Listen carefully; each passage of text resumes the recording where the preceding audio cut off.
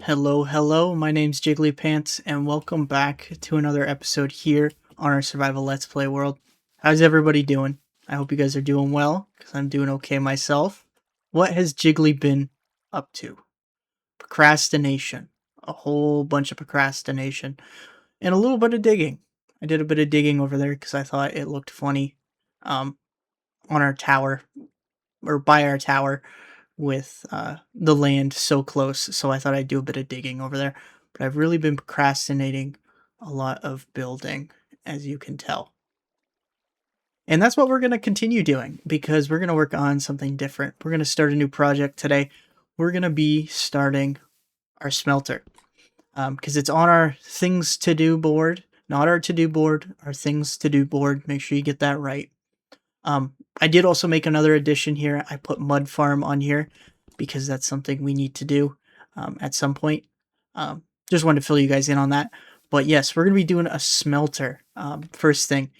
And in terms of where we're going to put it, we're going to put it down here with the rest of our storage room, so it's nice and close from we're getting materials ready for a build. And that spot is going to be just over here. I've kind of, in my head, kind of headcanon to this to always be where my smelter is going to be, and I think it's a pretty good spot. So yeah, that's what we're going to get started with here, and we're going to see how it goes. So when I say smelters, I really mean like a furnace array. I don't know why I keep calling it a smelter, but yeah, I just mean a furnace array. So furnaces in this game are very cool because they can smelt items just by right-clicking them and putting in your fuel source, what you want to smelt, and then you get an output. But they're also cool because you can automate them. If we put a chest and then a hopper and then a furnace, and then we put stuff in to smelt and then fuel, it'll automatically pull out the output into a chest if we have the hopper on the bottom side of the furnace. If we put a hopper on the back with another chest, we can automatically put a fuel source into them, and they automatically fills the fuel slot. And then if we put another hopper on top with another chest, and we put something we want to smelt, it will automatically start to smelt that for us. And then when it's done smelting, it'll pop it out into this chest down here, just like that. And then we have one cooked pork chop. So that's what we're going to do in a sense, but just multiply it a whole bunch of times so we can be super efficient with it. And by a whole bunch of times, I mean by 32 times. Yes, we're going to do half a stack per smelt cycle. I think that's going to be probably my biggest super smelter I've ever made. I normally do 16. I do 8 by 8. But yeah, we have 16 furnaces on this side and 16 furnaces on this side. Hopefully that'll be nice and snappy for us so we don't have to sit around and wait a whole bunch, but yes. So I just went ahead and I put in a lot of the hoppers and chests and things like that that we needed. I'll just try and give you guys a little bit of a cross section. It's kind of difficult, but we have our furnaces with a hopper below it and a hopper above it, and then a hopper going into the side, and then we have double chests along the side on top of those hoppers with another hopper leading into those double chests. I'll give you guys another angle here, but this is what we got going on. These hoppers down here are going to be our output. These hoppers over here are going to be our input for our fuel, and then these hoppers down the middle are going to be our input for items. So that leads us to our next big endeavor here, which is going to be what are we going to use for a fuel source. There's all kinds of different things that we could use for a fuel source. We use coal, we could use lava, we use kelp blocks, we could use coal blocks, we use wood, but I decided to pick bamboo. And the way we're going to do it is we're going to build these little bamboo farms all along the input hoppers of the super smelter. I forgot what it was called for a second. Why did I pick bamboo? Because bamboo is probably going to be the easiest, and I think it's the most efficient fuel source to use. So yeah, we're going to build these little bamboo farms. They're super simple. Basically what they are is just a bamboo shoot that's growing, and then an observer that's observing when the bamboo grows. When that observes that, it powers this block here, which then powers this redstone dust, which powers the piston, which breaks the bamboo there. The real bread and butter of this whole contraption here is this mud block. The reason why we use the mud block is because it is a block that we can place the bamboo on and allow it to grow. But it has also got a smaller hitbox than just a full block. I think it's smaller by 1 pixel height-wise. So that means anything that lands on top of the mud block, this hopper will detect and pull through and then put automatically into this chest here. So yeah, super simple. What we're going to do is the same as with the furnaces. We're going to multiply this by 32, 16 on one side and 16 on the other, and we're going to place them along these hoppers on the edges. So this is on top of these hoppers is where we're going to put the mud, and we're going to have the bamboo growing on each side. We're not going to do super tall bamboo farms. We're just going to do little short ones, and I'm hoping that the speed of the bamboo growing outweighs how fast we need the bamboo for the super smelter. And then I'm hoping, just as we're in this area, kind of loading the area and bamboo's growing and breaking, that we'll get a bit of a backlog of bamboo in these double chests so that it's ready for the next time we want to use it, or if we ever need bamboo, we can just kind of pillage some of these chests and grab a bunch. So yeah, I'm gonna get that all put in place and working, and then we'll go from there. Okay, it's time for a bamboo update. So I got all the bamboo farms in. I did have to change it up a bit, just because I realized as I was stacking them side by side, the redstone wasn't going to connect to the pistons. So I just added in the redstone line 1 block back and then added in repeaters to activate the pistons. And it's working pretty fast. Yeah, it's going pretty good. It's no bamboozler, but it is working pretty good. I've had this running for, I'd say, maybe 20 minutes or so. And yeah, it's been going good. So now the next step is to figure out how we're going to feed this thing with items to smelt. And I built this. I don't know why I keep building my stuff all the way over here, because I then have to tear it down and move it over or wherever I'm building. But I think maybe it's because my redstone chest is right here and it's easy for me to grab stuff and tinker. But yeah, I built this system. This is a system that's going to help us feed items into our super smelter. It's the exact same kind of circuit, just mirrored on both sides. So if you were to build a super smelter that just needs 1 row of furnaces, you could definitely just use half of this and it would work perfectly fine.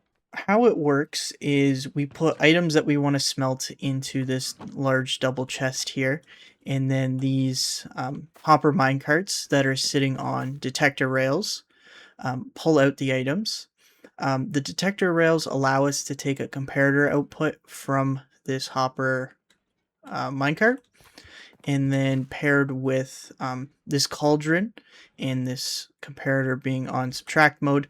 Once that hits a certain threshold, it shuts off this redstone torch, which shuts off this redstone dust, which retracts the piston.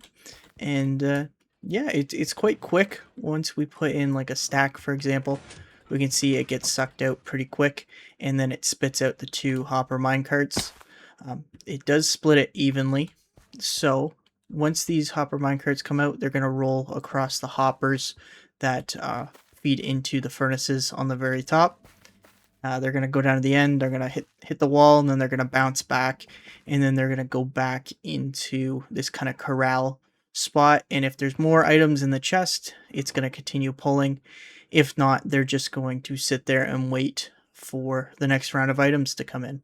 So yeah, that's how this whole thing works. It looks kind of complicated and scary, but it's really, really simple. I think the hardest part of this whole thing is getting these rails to sit at that angle. You just gotta place the the rails up and break them and place the blocks and kind of finagle it a little bit. But yeah, we're now going to take this system and we're going to move it over to here. It's going to sit right about here. We did build this whole kind of system so far a little bit high up, but I think that's okay. We can just kind of push it back, our loading system, to about here, and then maybe go down and then back up with the rails. I think that might work. But yeah, we'll get to that, and then I'll give you guys another update. So guess what, guys? I did get up to that, and it is time for an update now. I did put in the item input system. It's the exact same as how it was over there. We did have to lower it down a block, so we go down and then back up, just so I could get this chest level with the ground and make it kind of look half decent. We are going to put some kind of facade over top of this in the future, but I'll get to that in a bit. I did also go ahead and put the item return chest and system in place. This one's not as pretty, so don't judge me.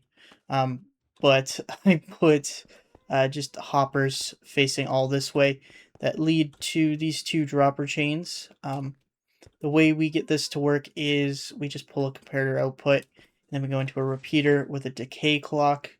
That decay clock causes this piston to push across, which causes another clock to go on, and that allows our items to shoot up to the top.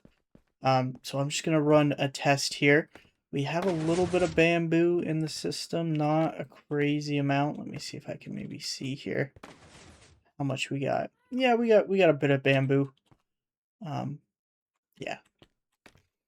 So we're just going to do a 1 stack test and just see how fast this goes. The items go off, and then they come back, and then they're smelting away, smelting away.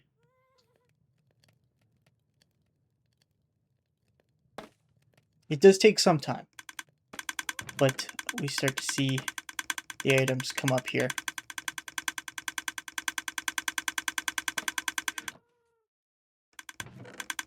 Yeah, that's pretty quick. I'm pretty happy with that. I could definitely drop off 4 or 5 stacks of something, run off, do something real quickly, come back, and have them all done. But yes, in terms of beautification, we are going to leave this open as is just for now, just because I am still kind of bug testing a little bit with this. I didn't build this beforehand in creative or anything like that. I just kind of threw the mechanics together, and I'm seeing how they all mingle. We might have to do some kind of bamboo shutoff system as well, so I don't know the final footprint of how this is fully going to look. So we're just going to leave this for now as is. It's functional, and we'll come back to it maybe at a later date. So now what? Last episode, we started working on this tunnel here, and we actually finished it up quite nicely with a viewing window of all our little golem guys working. And then we have a bit of an access door here into our sorting system. But this continues on into this large cave that I've found. And I've decided I'm going to put my villagers in here. I don't think I'm going to put the villagers in just yet, but we are going to clean this space up a little bit and get it ready for them. So what I'm thinking is we have this kind of access to outside. So maybe we do another entrance into the cave system just around here. This is just by our moss farm. Maybe a little bit of a diagonal pathway down. And then we're going to have it connect up with this pathway. And then we're going to have it kind of wrap around the edge. And we're going to have all our villagers up along the edge, kind of in the rock faces, and kind of maybe have some structures built around and a whole bunch of cool different things. But then down here, we're going to have a bit of a centerpiece. So I'm thinking maybe we do some kind of cool toxic pool with some mechanical features, pumping the goo out, and maybe pumping it over to our storage system, or something cool like that. for the toxic pool idea, I really want to try out. I bet you guys have seen um, those kind of like fog floor effects with glass. So I want to try that out. I think we're gonna go with purple just to kind of keep it on themed with the crystal we got growing in our storage room there, and really make this look a lot better. But I think we have to do a bit of digging first and a little bit of cleaning up just so that we get a better shape and get it looking a little bit better here. So yeah, I'm gonna get to that. So I started off first by taking down this big pillar in the middle of the room. Didn't like it; it's taking up too much space, so it's gone. Then I cleaned up some Enderman griefing real quick, and then I started working on the edges. These edges are gonna kind of be little walkways all around this room. This is where we're gonna be putting the villagers, kind of tucked into the walls, like I mentioned before. Um, yeah, just kind of dug out. It's about 3 to 5 blocks wide, real organic. Didn't really go too crazy with it.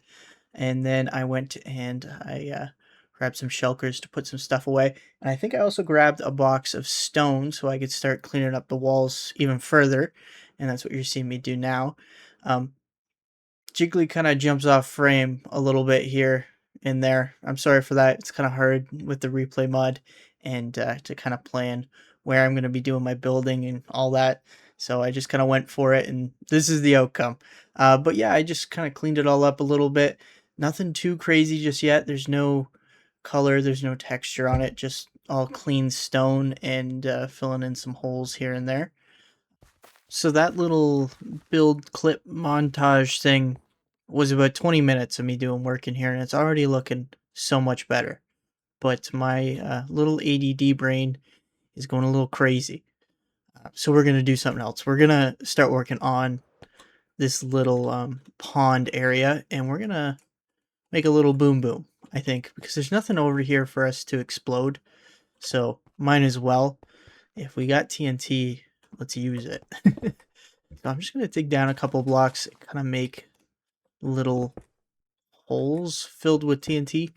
I think that's a good idea because I know the fog effect, I think it's like 7 or 9 blocks down. You need to put the glass for it to look right.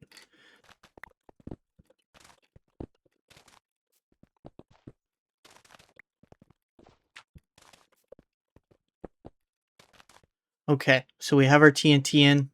Time for boom boom. Let's see what happens. I'm gonna hide over here. Hopefully nothing flies towards me.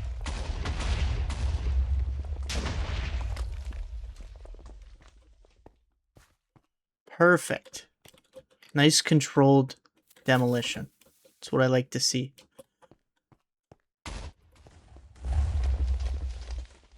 And then we'll blow up here. And then we'll maybe light these ones over here too.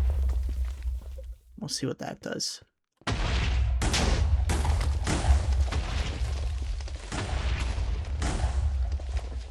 Good thing I don't have anything built yet in here.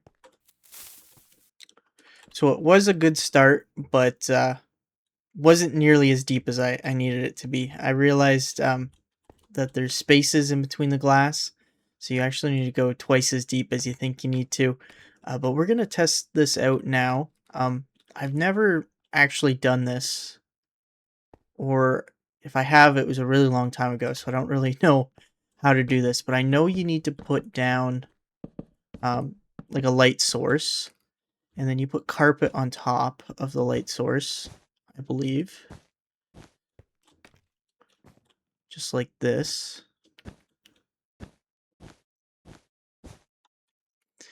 And then you put glass. And then I think you go up, you leave like an air gap in between them, I believe, as you go up. We're just going to test this out and see how it looks.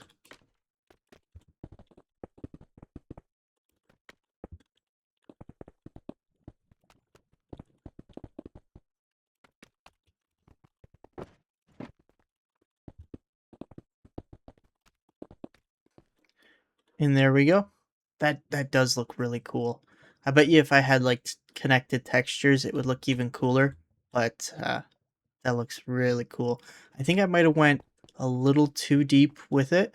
I think we could have done with maybe a couple less glass layers, maybe like one or two. But I think that's fine. I think it looks really cool. So now to just do that in this entire area. So I went ahead and I filled out the rest of this.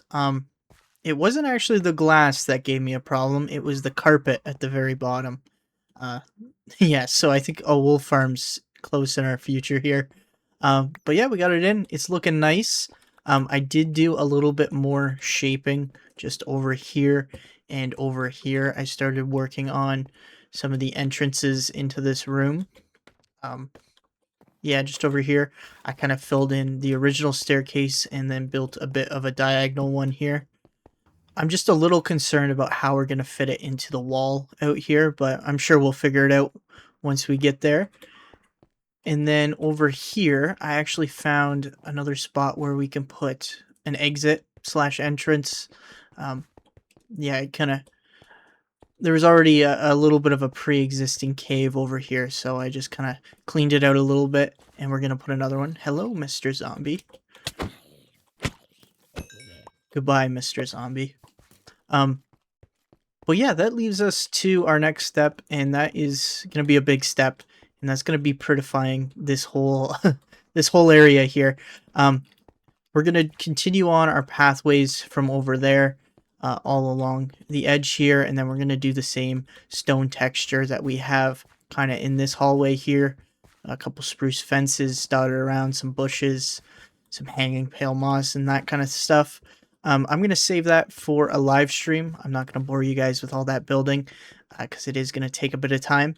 But if anybody's super interested in that, you can definitely check it out on my channel because all the VODs get automatically posted, which is a super cool and easy feature for me. But yeah, I'll see you guys with another update once we get all that done. So I might have done that thing where YouTubers are like, oh, I did a bit of off-camera mining. But in my case, I did some off-camera building. We got the majority of this room done. We've got about 90% of it all put together here. But yeah, I think it's looking really cool. I'm loving it. Lots of little details here and there.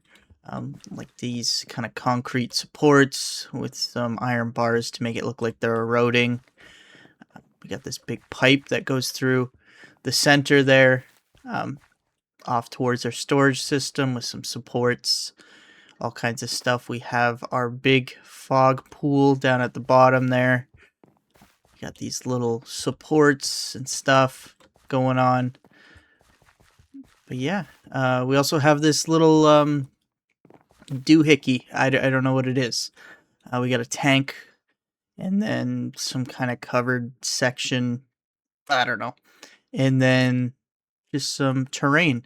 I started to realize as I was just finishing up that I didn't put any deep slate in the walls. Like if you look over here, there is no deep slate whatsoever. And yeah, I was like, it's looking a little off. What's going on? And then I went and looked at my storage room. And I'm like, oh yeah, deep slate. That's a block.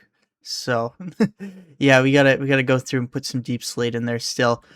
We still have the ceiling to make look pretty. We also have over here this section to finish up because it wouldn't be a Jiggly build if it was finished. Exactly. Over here we have just kind of like a bit of an exit space. Some more iron bars kind of going on. Little shelf unit thingy mabobber. I don't know. Just kind of was throwing everything at it. Entrance not done either, but we've got a good chunk of it done. For color palette wise, obviously you guys can kind of look around and see, but I did make this little section here that kind of encompasses all the colors of the build. We have our greens, the bushes, and the moss, and then we have our pathways here. And we got some browns for our wood structures. We got our purple and kind of cyany, and then all our pipes, kind of those orangey colors. And then the bee's nest, no rhyme or reason, it just looked cool there. So yeah, so yeah, I'm very happy with this. It's feeling very cozy. Um, Another thing we got to do though is down here. Um, you can see the stone underneath this polished basalt. I want to dig that down so it looks more uniform, because you kind of get that harsh color line all the way across. It kind of looks goofy and it breaks the immersion. Same with our pipe. I want to break out some of the glass and push it down a little bit more. I just haven't got to that yet. Not because I'm lazy, just because I procrastinate. That's why. But yeah, all in all, I'm very happy with this room, how it's coming along. Obviously, if anybody has any suggestions, definitely let me know down in the comments. Let me know if you like it, if you hate it. It's a little bit unconventional with how dark I go down in the bottom here, but yeah, I think it works with the purple. Um, but moving on to our villagers, where we're gonna put that stuff. Um, it's gonna be in these little rooms along the side here. I don't think we're gonna have enough time here to move the villagers in and get them all set up, but I'm still kind of planning a little bit. I want these. I think it's, what is this? 7 by 10 spaces. We'll probably put 10, maybe 12 villagers in each one of these, and they'll be categorized. So, like, this might be the librarians, this might be the masons. We might put another one here, make it the what are they called? The brewing stand guys. I forget. But yeah, we're gonna do all that. I'm not sure if I'll do that in between episodes or what I'm gonna get up to with that, but I will definitely fill you guys in whenever I figure that out. But yeah, we have a couple more minutes here left in the episode, so I just want to go back and check out our things to do board here. We finished off our smelter, so we can take that off. And I mentioned earlier I'd put a mud farm on here. So that's definitely something that's coming up that we're going to be working on. Also a wool farm. The ink farm, not super high priority, so we might get to that. We might not shortly here, but we will get to it eventually. I would say the wool farm's probably our top priority right now, but I do want to add a couple more things here. And the first one being a wither farm. Yeah, a wither farm is going to be good for us, because as we start to expand out more, this beacon that's in our storage room here, it doesn't quite reach all the way over to where our villagers are going to be.